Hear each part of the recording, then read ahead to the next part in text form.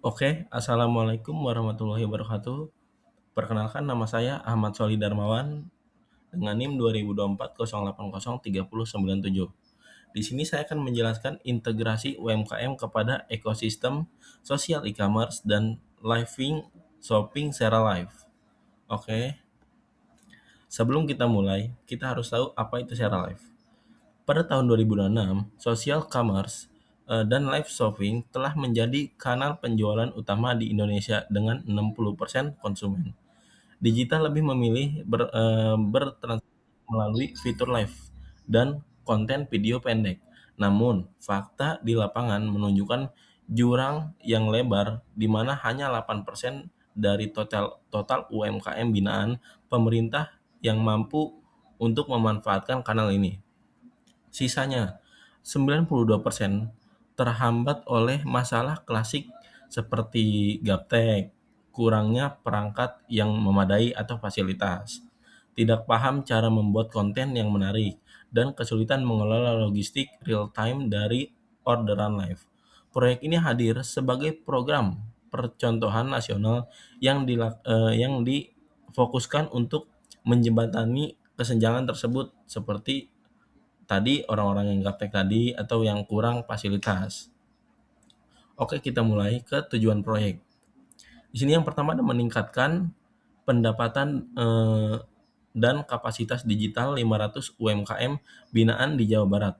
Selanjutnya ada menciptakan model playbook nasional yang dapat direplikasi ke seluruh provinsi di Indonesia khususnya. Selanjutnya di sini ada minimal 80% atau 400 UMKM berhasil melakukan sesi live pertama dan menghasilkan transaksi. Selanjutnya di sini ada rata-rata peningkatan omset UMKM peserta minimal 30% dari baseline dalam 6 bulan. Selanjutnya ada plugin integrasi pesanan berfungsi stabil dengan tingkat error kurang lebih dari 1%. Yang terakhir di sini ada playbook dan modul pelatihan standar selesai disusun sebagai aset nasional. Oke, kita lanjut. Di sini ada analisis dan manfaat. Di sini kita lihat total investasi. Di sini ada APBN plus CSR secara live. Total manfaatnya di sini ada harganya di situ. Selanjutnya ada peningkatan omset UMKM. Di situ ada harganya 27 miliar. Selanjutnya di situ ada efisiensi program pemerintah seharga 15 miliar.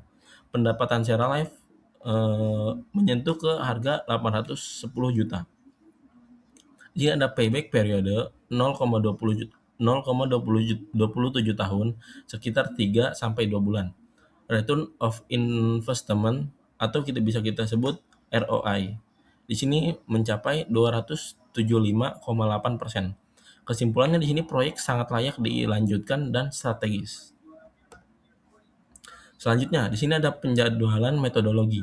Proyek ini direncanakan berdurasi 8 bulan atau 32 minggu dengan menggunakan metodologi hybrid yang menggabungkan pendekatan waterfall untuk fase pengadaan fisik dan pelatihan, serta agile untuk pengembangan plugin teknologi. Total durasi jalur kritis ini mencapai 86 hari kerja yang setara dengan 14 sampai 3 minggu. Dengan fase monitoring selama 70 hari berjalan paralel ini setelah go live. Selanjutnya ada proses pengadaan menjadi aktivitas yang paling beresiko menyebabkan penundaan sehingga tim proyek yang menyusun rencana cadangan berupa daftar vendor alternatif dan skenario pencepatan produksi jika diperlukan. Selanjutnya di sini ada manajemen risiko. Di sini ada 3 risiko utama. Yang pertama ada pencairan dana telat, probabilitasnya sampai 60%, dampaknya sampai ke 450 juta. Strateginya peminjaman talangan CSR secara live plus lobby insentif intensif ke eselon 1. Yang kedua di sini ada peserta drop out. Probabilitasnya sampai 40%, dampaknya sampai menyentuh ke 75 juta. Strateginya di sini seleksi ketat, pre-assessment, motivasi, siapan daftar tunggal pengganti. Selanjutnya di sini ada gagal tender vendor. probabilitasnya sampai ke 20%, dampaknya bisa menyentuh ke 250 juta. Selanjutnya, strateginya spek tidak terlalu eksekutif, market sounding, siapkan 3 alternatif vendor.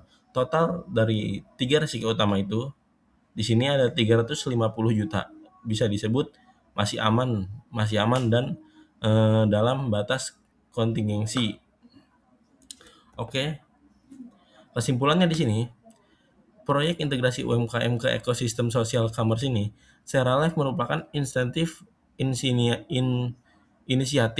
strategis yang layak dilanjutkan dengan ROI sampai ke 275,8% yang tadi, dan playback periode hanya 3,2 bulan. Proyek ini tidak hanya menguntungkan secara finansial, tapi juga menciptakan dampak sosialisasi yang luas bagi pemberdayaan UMKM di Indonesia. Dan sarannya di sini perlu komitmen berkelanjutan dengan Kemenkov dan Seralife dalam pendampingan pasca proyek. Program ini sebaiknya segera direplikasikan ke provinsi lain dengan penyesuaian karakteristik lokal masing-masing daerah. Oke, mungkin cukup sekian dari saya. Kurang lebihnya mohon maaf. Jika ada kata-kata yang kurang dipahami, saya mohon maaf. Di sini saya ada sedikit dorongan ya. Keberhasilan proyek ini akan menjadi tolak ukur utama bagi kesuksesan program nasional yang nantinya akan direplikasikan ke seluruh provinsi Indonesia. UMKM maju, Indonesia berjaya, saing global. Oke, kurang lebihnya mohon maaf. Wabillahi taufiq wal hidayah. Wassalamualaikum warahmatullahi wabarakatuh. Terima kasih.